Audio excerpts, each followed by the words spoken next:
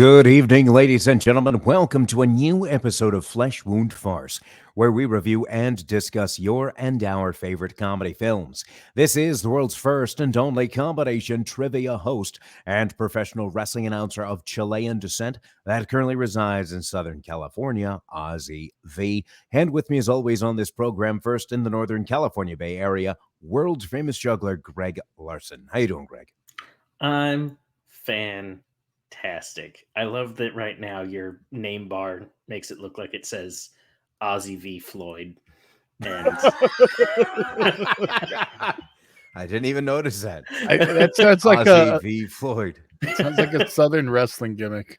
Yeah. Yeah, if only. That's like way Ozzy. further South America, Ozzy V. Floyd. Yeah, I'm doing well. Very excited to talk about this movie and review and discuss it. Wag the Dog been looking forward to doing this for a very long time. Also with us, ladies and gentlemen, Flesh Wound producer Todd. How you doing, Todd? Good evening. Good. See, there you go. You said at the beginning of the program, good evening. Good night. At the end of the program, you say good night. Excellent. Fantastic. All right, ladies and gentlemen, this week we do have the pleasure of reviewing and discussing the film Wag the Dog, which was released on December 25th, 1997. Todd, if you have a trailer available, could you please roll it? There's a crisis in the White House, What's the crisis? and the president's top advisors have been called together. Oh, jeez. The sexual misconduct occurred inside the Oval Office. With the election only days away, how much will this scandal affect the outcome?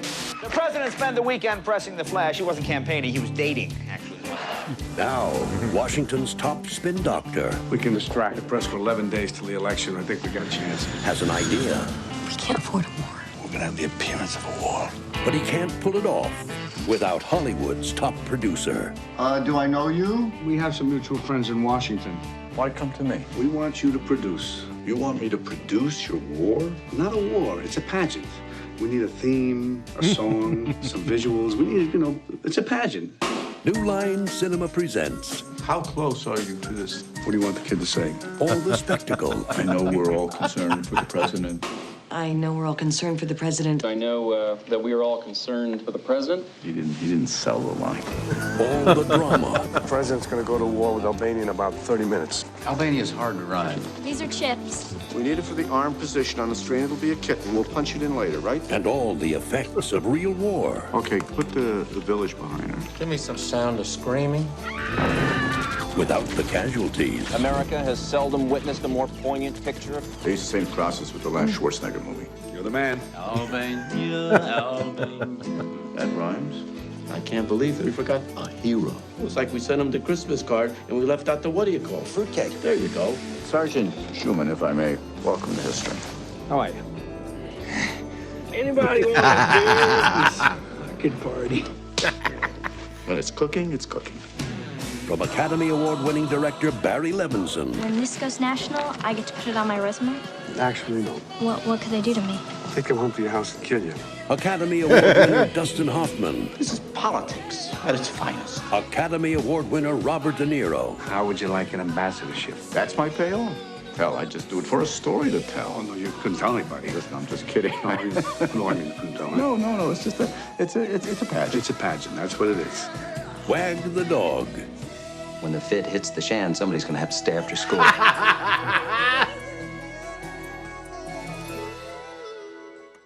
All right, ladies and gentlemen, that was the trailer for Wag the Dog, again released on December 25th, 1997, rated R with a runtime of 97 minutes, directed by Barry Levinson, with the screenplay by Larry Bainhart and Hilary Henkin, starring Dustin Hoffman, Robert De Niro, and Anne Heche.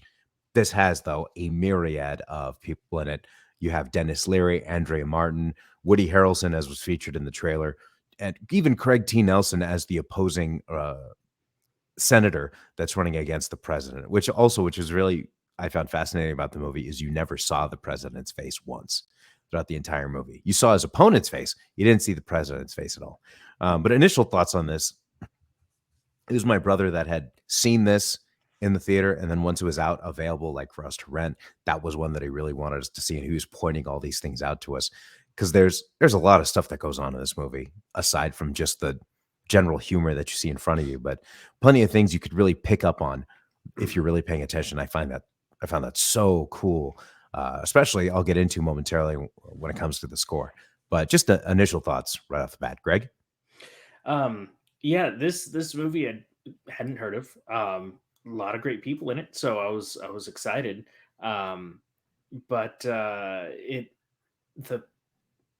the story at times, like I felt was, I think there's certain times when you're in a moment in life in which a movie kind of hits too close to home. At times you feel like, oh, that it takes a little of the energy out of it, and that was kind of my first impression when I first started this. I was like, oh, I don't know about this.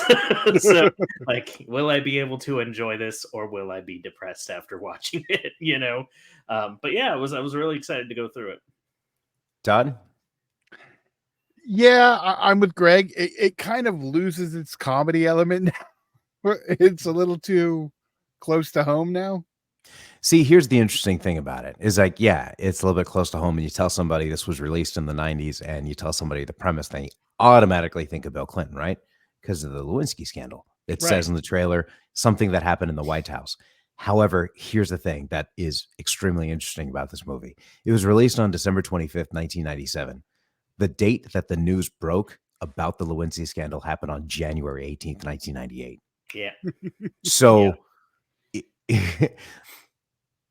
I was watching this and my girlfriend was in the room and she said, wait, this came out before the Clinton scandal? And I was like, yeah. She said, somebody must have had to have known something. And then, they wrote, I was like, well, I mean, probably, I mean, there might've been some stuff that happened and somebody just had these idea. What if this was a movie? Well, and he'd already gotten busted before too. Not to Jennifer the Flowers. Extent. Yeah, I know, but the fact the president having an affair in the White House at that point wasn't far-fetched considering he'd already done it. And true. I'm However, sure it's but not the first president that he was getting that's caught, the thing. You That's the thing. You look And at I Marilyn wasn't- Monroe and John F. Kennedy. I wasn't even referring to that. I was just referring to the government manipulation. Exactly. Oh, sure. Exactly. And I think that's the part I was talking about. So when you guys talk about, I guess when it gets to those moments and you guys are like, that's when it kind of loses the humor for us. For somebody like me, that actually made it even more humorous and hitting so close to home. It's like, yeah, this is how easy it is to do. It's hilarious. It's so funny that it's so easy to do. Right now. And there are extremes that the movie takes, extremes to when you think situations might not be as funny, they actually make them funny. Like there's one line, somebody saying that line by itself would get no laughs anywhere. However, because of the situation that occurred on the plane when describing a passenger that just went on the plane, with one person's reaction to the things that person's done, made it humorous. And the situation, it was more the situation, again, kind of similar to Dream Team that we reviewed last week, where you had situations that were humorous, but this also had some one-liners. I personally could not get enough of De Niro and Hoffman going back and forth with each other and trying to figure this out. But one thing that I had mentioned about the score earlier, I guess that made me appreciate it as a movie, just in general, is it happens around the middle of the trailer. There's a score that's with an acoustic guitar that's somewhat paced, but is still relaxed, right? And if you watch the movie, because this is the first time I've watched the movie when really trying to analyze it, right? Seeing if I could find anything that could really like point something out. Before every other time I've just watched it just to watch it be entertained. But there's a particular theme that is played around the scenes of Robert De Niro's scenes. He plays a Conrad, I apologize here, Conrad Brian, and goes by Connie. But whenever he's on screen or he's doing something, he's thinking of something, the way he presents himself and the way he solves problems that are being presented to him, you say this, you say this. I didn't say that. This is how rumors get started. Like he's just cool, calm, collected throughout so much of the movie. And that song, that theme matches, right? And then when stuff starts to get really to the extreme, you notice that theme isn't played anymore. And I thought that was really telling, right? And especially in the final scene of the film, the climax, that it was completely silent. You had no song in there whatsoever. And I thought that was a good way, or it almost felt like the director setting you, having you like kind of get a better understanding of this kind of character that was Conrad Breen, spin doctors, people that I'm sure exist, right? And watching him operate was just fascinating. It was almost like kind of like, wanting the anti-hero to succeed, because you didn't want to see him succeed. You wanted to see them pull this off. But at the same time, you're like, well, wait, if they pull that off, how easy is it for them to do in real life? And I understand that's where you're like, well, that's where it can kill it. But at the same time, it just made it funnier. Like there's one particular line towards the end. I don't think this will be one of your guys' favorite lines, but one of the things that caught my ear, especially since it was said in a tense moment. He's like, you can't do this. Don't tell me what I can't do. And that tense, dramatic silence. They told me I couldn't remake Moby Dick from the point of view of the whale with $150 million. I proved them wrong. Moby Dick from the point of view of the whale. I mean, come on, that's a line. I mean, I'm just gonna guess it was on purpose, but like, I mean, Hoffman's totally going Robert Evans with his choices. Sure, but I think that also adds to the humor of it. Oh no, I like that. I mean, that makes sense. It's a you want combination Robert of Evans making fun of politics and making fun of Hollywood at the same time. Yeah. In terms of how they, I mean, and let's not forget Andrea Martin's character, who she doesn't have very many scenes, but in the lines that she does have, she calls herself, she's not a miracle worker, and I can't remember specifically. She's like, I'm looking for Latin mottos. What could I, and she's going through all these things. And it's just really entertaining to see all these individuals and then these pull this off. And then these two guys, Hoffman and De Niro, finally got to have a comedy hit a few years in the future after this.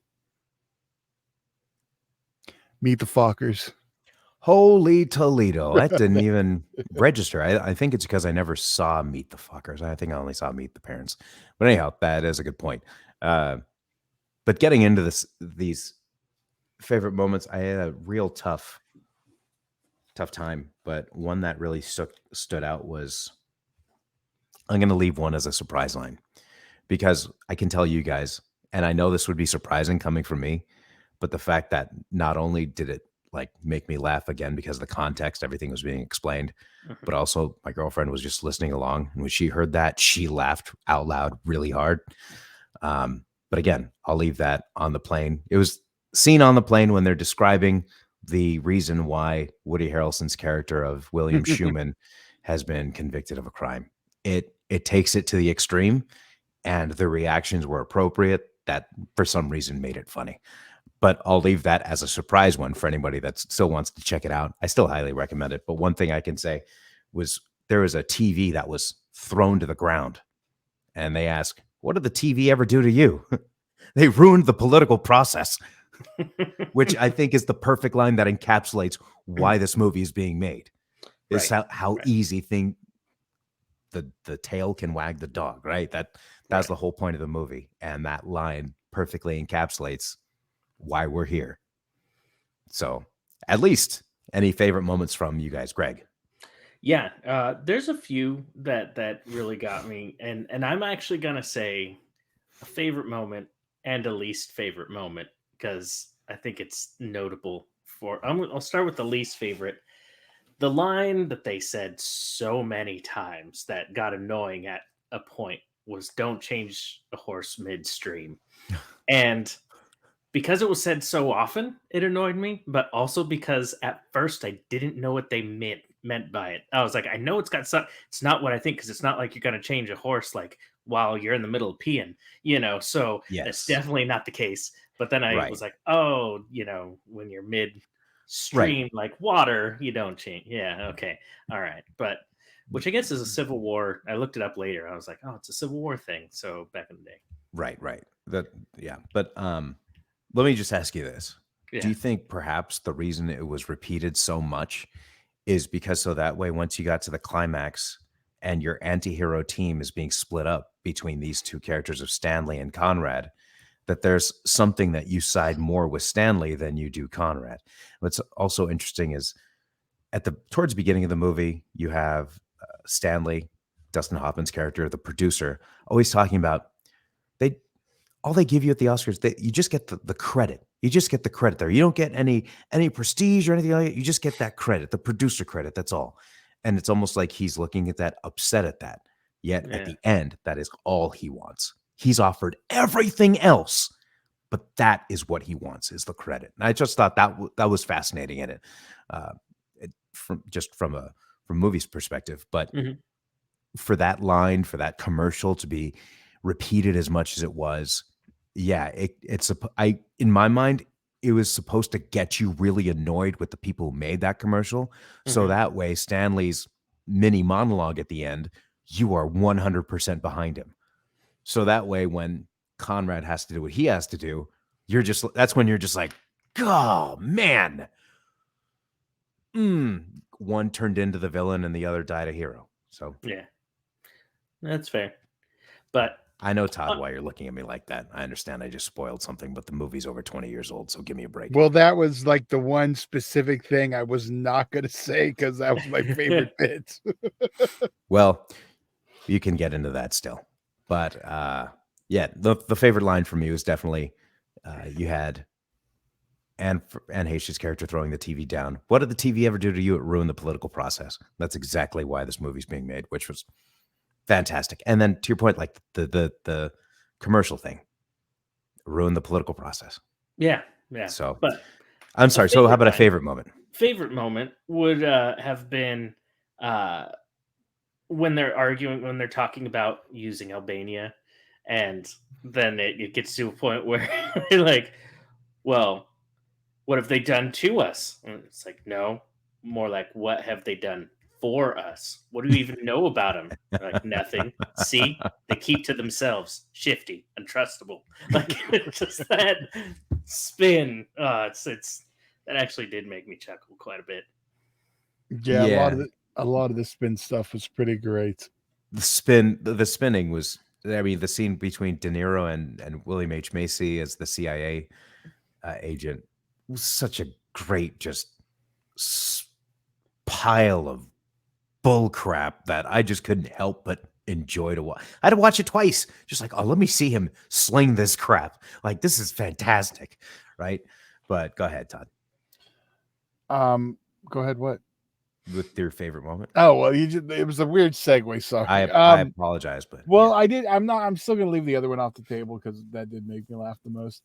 But there's just the line, and it was actually in the trailer with De Niro and Kristen Dunst when she was, like, well, what can they do to me? And it's like, well, they can come to your house and kill you.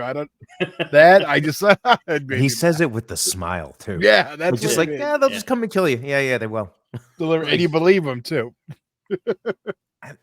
And I guess that's one of the reasons why I like this so much, is because the performances felt just so real, and I think the thing that hurts this one for me is I don't like humorous De Niro. And this is before he went full humorous. And so it's still kind of like his performance is like watching this then, it wouldn't have bothered me, but watching it now, I just I don't want to see fucking dirty grandpa. God. No, it's okay.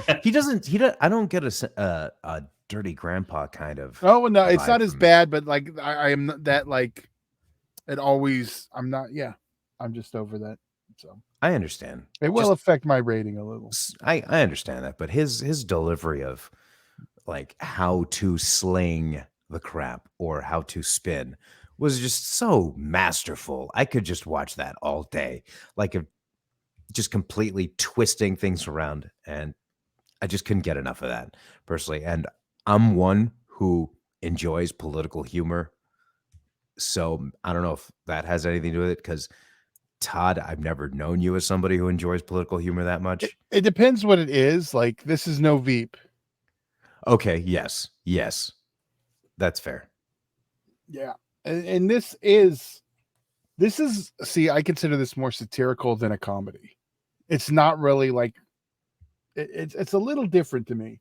So it's not something I'm going to throw on to just laugh. Like, I want to watch something funny. I'm going to watch Wag the Dog. See, that's not something I'd ever see. do. And that's the funny thing is I would, and that's just, our own personal preferences. I would throw this on if I wanted, something that I could laugh at, but it's not something that I could have on in the background. That's something that it's Yeah, almost I like get an that. Aaron Sorkin kind of gimmick where you need to pay attention to the dialogue to really get the full-fledged everything. And in that context, maybe it can seem kind of heavy, but for me, it works. Like I practically everything about this movie I love. So I mean, I see where you are, but this is just my own personal opinion. Having said that, it's a 5 from me. Just because, I mean, there is a director's commentary with this film with Barry Levinson and Dustin Hoffman, and I literally can't wait to watch that commentary. I'm tempted to purchase the DVD just to get the commentary, or Blu-ray, of course, as the only version available to me at this time was the digital, which unfortunately doesn't have the commentary on there. However, There is 5 no from me. Blu-ray. There is no Blu-ray, only DVD. Oh, What do we see? They don't want you to watch this movie. Think about it. It's not available to stream anywhere as October 22nd. Only can rent or purchase. Think about that. or do they Interesting. want you to, and that's why they make it seem like they don't want you to? That doesn't make any sense. Yes, Made sense to me. there you go. Todd's with me. People, you want what you can't have. That's right. You'd make a conspiracy about it that it's not available, and then it'll drive more people to watch it. Well, regardless, I don't care. More people need to watch this just for the sheer That's true. entertainment of it. That's Just true. because of the amount of freaking callbacks in the movie. If you pay attention, you are rewarded. And that's one of the things I appreciate in the movie is, they're calling back to that, and I was paying attention to that. Yeah, go me. I don't know. You get you kind of get a different kind of experience when the director is catering things to that extent, talking about things an hour after the fact you initially talked about them, setting things up so people can be like, oh, I appreciate that. You guys can understand, yeah? 100%. 100%. Mm. Very Kevin Smith. So, Greg, how about Yes. your rating here? All right, I have to admit something. I Yeah. have to give this an award. It's a different category of scoring. This is going to get a Jameson 4 because, as I mentioned last week, Spider-Man's been out, and I have a feeling this movie would have been higher than a 4 if it weren't for that darn Spider-Man, because I was playing it when I first started it, and I was like, crap, I got to put this down because I have to really focus on this movie. This isn't a movie I could, like... It's not a background watch. movie. Yeah, So, exactly. I was a little It grumpy. ain't necessary roughness. Yeah, and so I was like, maybe I didn't go into it with the best of moods, because of that. So I do think if I rewatch this movie, I would probably enjoy it more because it definitely is one of those that, takes a lot of focus and is a lot deeper than a very, slapsticky, farcical comedy. So yeah, it's getting the Jameson 4 from me. Okay, got it. Thank you for your candor. I Todd? think I'm gonna get yelled at, but I'm a 3.5. I bet you are. So, And which is a positive review. It's not a bad. I know. I know. It is. I think it could be better, but it's fine. Well, It's fine. I kind of was laying the groundwork so you knew it was coming. I mean, I understand, but like you said yourself, you weren't a fan of humorous De Niro, or you're not a fan. yeah, of I was waiting for him to humorous ask if he's De Niro, gonna milk him. It was annoying me. What do you prefer, Tibia or Ulna De Niro? Is that you don't like humorous? Sorry. so. Oh God, Greg, give me a break. Yes. Oh, that was terrible. Good Lord. Okay, well, that's a 3.5 from Todd, Jameson 4 from Greg, and a 5 from me. Like I mentioned earlier, as of October 22nd, this is not available to stream for free on any platform. However, can be purchased or rented, which I'd highly recommend if you are a fan of what would be a humorous. If you're a fan of Meet the Fockers, there you go. And you had Dustin Hoffman, a humorous Robert De Niro, or I should say, I think you're going a little. let me far say, with this. let me just say, comedic Robert De Niro. So to avoid any terrible I don't jokes. think those audiences are like really like the Meet the Fockers crowd or not the Walk. You're not listening to the words I'm Okay. saying. I'm not saying if you loved Meet the Fockers, go see it. But if you loved comedic Dustin Hoffman and a comedic Robert De Niro go back and forth, this is one where they have some. They had a blast doing this, especially with the amount of cameos in the like. You have Dennis Leary and Andrea Martin and Dustin Hoffman, like all there doing their thing. Like it was just hilarious. So you got a 5 from me, Jameson, 4 from Greg, and a 3.5 from Todd. Anything else about this film you'd like to say before we head out for the I thought evening? that Jameson 4 was going to be liquor related. I'll just say it. Well, No, that's fair. James Jonah Jameson. I understand. Okay, all right. Wasn't sure, just in case. Yeah, it's Spider-Man. I get it. Come on. Okay, all right. Well, I mean, just clarifying. There might be somebody listening to this that has no idea who Jameson is and how they relate to Spider-Man. Greg, you are. If they're watching a Wag the Dog video and they don't know who Spider-Man is, it's going to be a little interesting. Actually, I think that'd be there. You'd have a lot of people that would watch this movie and really enjoy it and have no idea any of the Marvel Cinematic Universe. I could see that happening. Well, technically, isn't Spider-Man not in the Marvel? Don't. Let's not do this He's right in now. the Sonyverse. Oh, yeah. Let's not get into that right now.